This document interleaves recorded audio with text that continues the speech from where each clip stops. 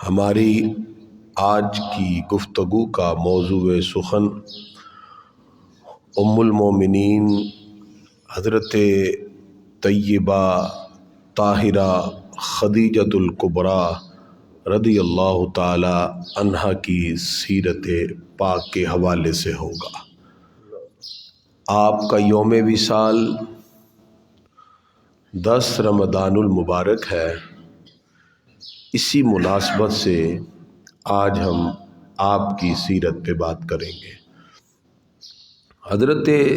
خدیجۃ الکبریٰ رضی اللہ تعالی عنہا، آپ کی عظمت پر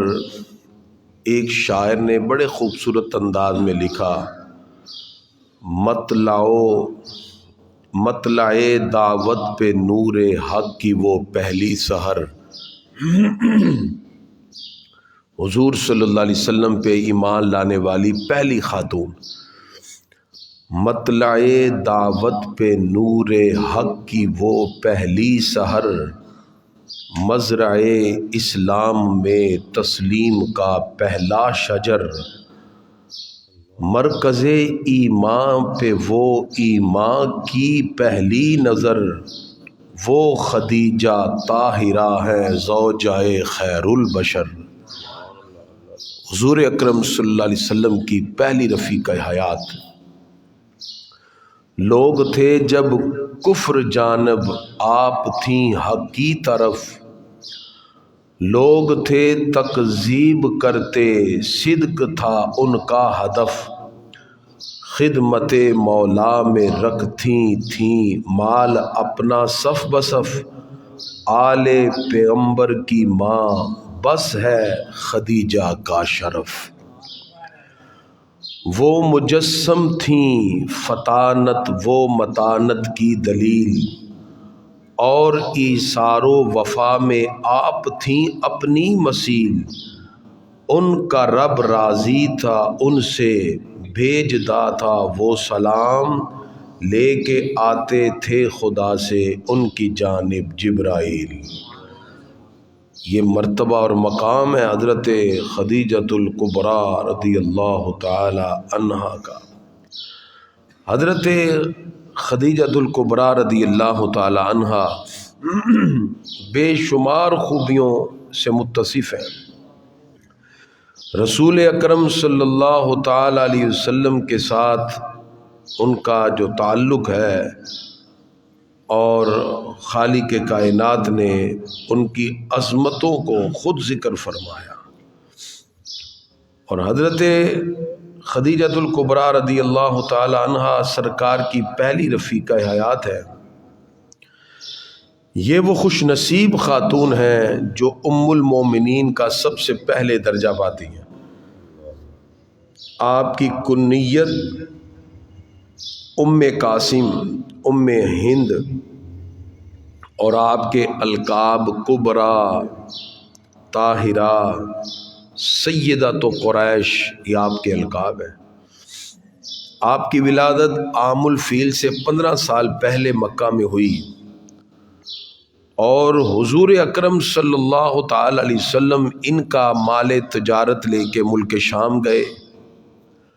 ان کے غلام میسرہ نے آ کے حضور صلی اللہ علیہ وسلم کی ایسی خوبیاں بیان کیں، چونکہ یہ بیوہ ہو چکی تھیں، انہوں نے پھر پیغام نکاح بھیجا، حضور صلی اللہ علیہ وسلم نے قبول فرمایا۔ سفر شام سے واپسی پر تقریباً 2 ماہ 25 دن کے بعد یہ نکاح منعقد ہوا۔ اس وقت حضرت خدیجہ رضی اللہ تعالی عنہ کی عمر مبارک 40 سال تھی، اور حضور اکرم صلی اللہ علیہ وسلم کی عمر مبارک اس وقت تقریباً 25 سال تھی۔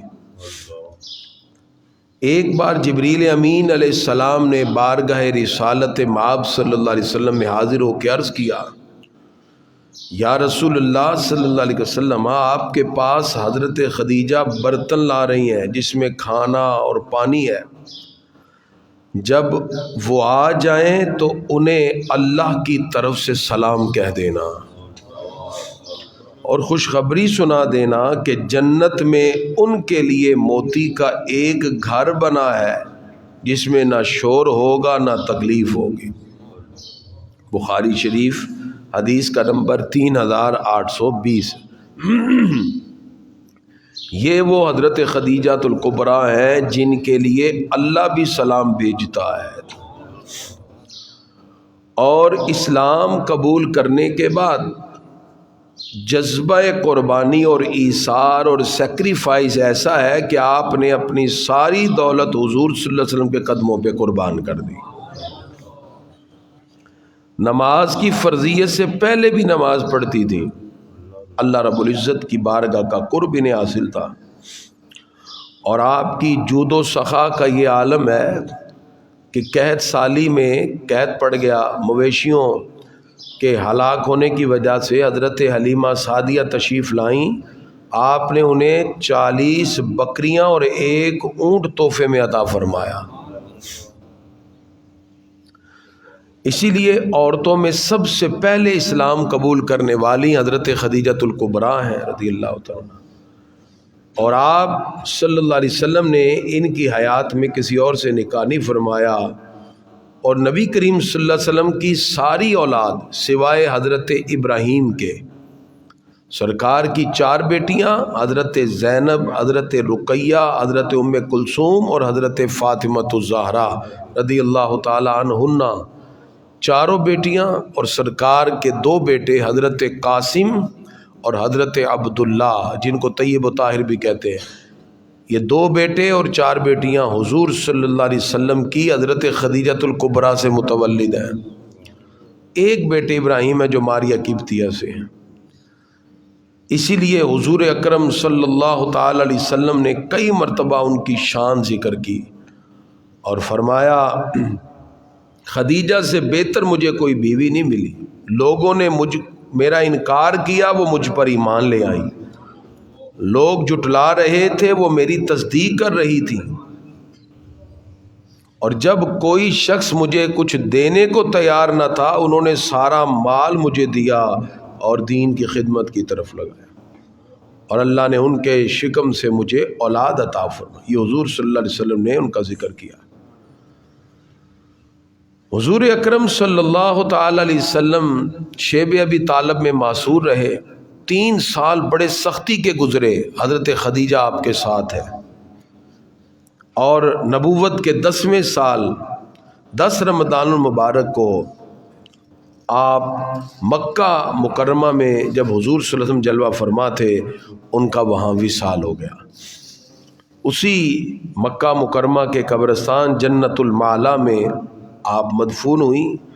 حضور صلی اللہ تعالی علیہ وسلم نے آپ کو قبر شریف میں اتارا۔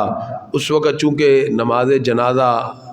بھی مشروع نہیں ہوئی تھی، اسے جنازہ اس وقت نہیں پڑھا گیا آپ کا،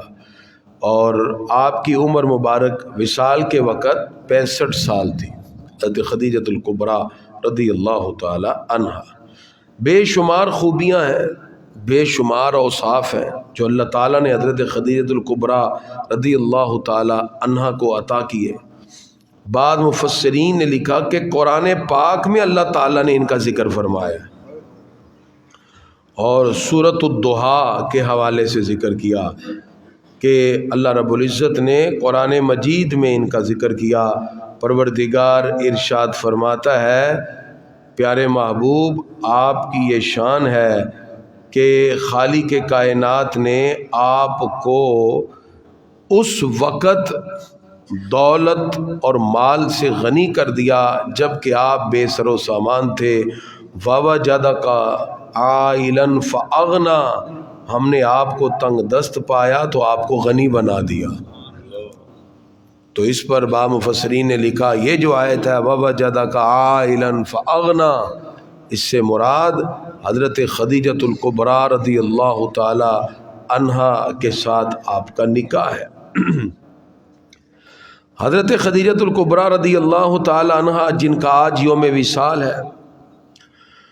آپ نے حضور اکرم صلی اللہ تعالی علیہ وسلم کو جب پہلی وحی اتری،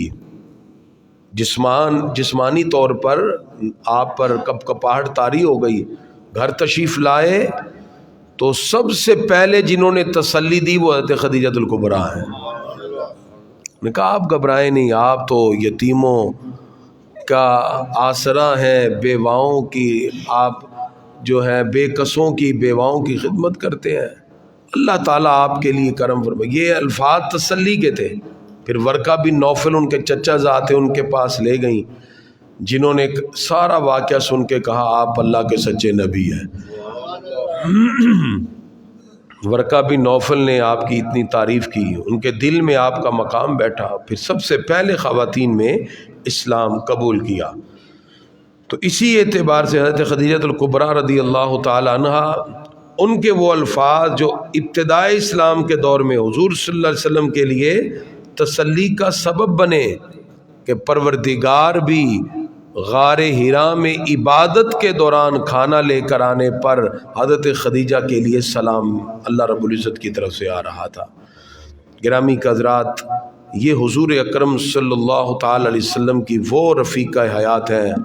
حضرت خدیجہ رضی اللہ عنہ کے بارے میں حضرت عائشہ فرماتی ہیں، سرکار کی ازواج میں اگر مجھے رشک آیا ہے تو صرف خدیجہ پر آیا ہے،